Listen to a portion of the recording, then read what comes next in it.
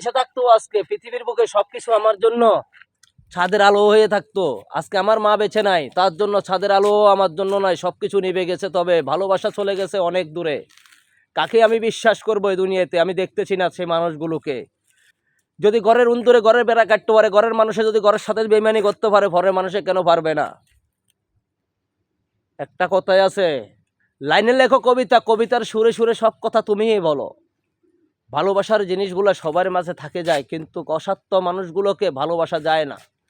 সত্য পথে চলো যদি, তোমাকে অনেক মানুষে ঘৃণা করবে, কিন্তু অসৎ পথে যদি চলো তোমাকে সবাই ভালোবাসি মাথার উপরে উঠাবে। এটাই হলো যে দুনিয়ার নিয়ম। আমি যাদেরকে বলি তারাই আমাকে করে অবহেলা। আমি চাই না তোমাদের মতন থাকতে কখনো চিরস্থায়ী দুনিয়াতে। যেদিন আল্লাহ আমাকে দিবে মৃত্যু, চলে যাব আমি সেই দিন তোমাদের কাছ থেকে অনেক দূরে, কিন্তু কাউকে আমি বলে যাব না। আমার আল্লাহ যেদিন আমাকে ডাক দিবে তুমি চলে যেতে হবে সেই জায়গাতে, আমার দুনিয়ায় থেকে যাবে উপরে, আমি চাইতে হবে পরকালে, সেটাই আমি করি বিশ্বাস। আমি চাই না কারো এক টাকা মারি খাইতে, আমি চাই না কারোর সাথে বেইমানি করতে। বেইমানকে আমি পছন্দ করি না। তবে ভালোবাসা থাকবে সবারই মাঝে জীবিত।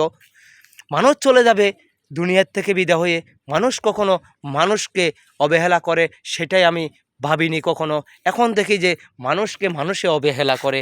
সৃষ্টিকর্তায় সৃষ্টি করেছেন, কিন্তু সৃষ্টিকর্তায় বলে নাই তোমাকে তুমি মানুষকে ঘৃণা করো, মানুষকে তুমি অবহেলা করো। হ্যাঁ, সৃষ্টিকর্তায় বলেছে যারা খারাপ কাজে জড়িত থাকে, যারা খারাপ করে তাদেরকে তুমি ঘৃণার চোখে দেখো, তাদেরকে তুমি খারাপ বলে সবার মাঝে তুলে ধরো।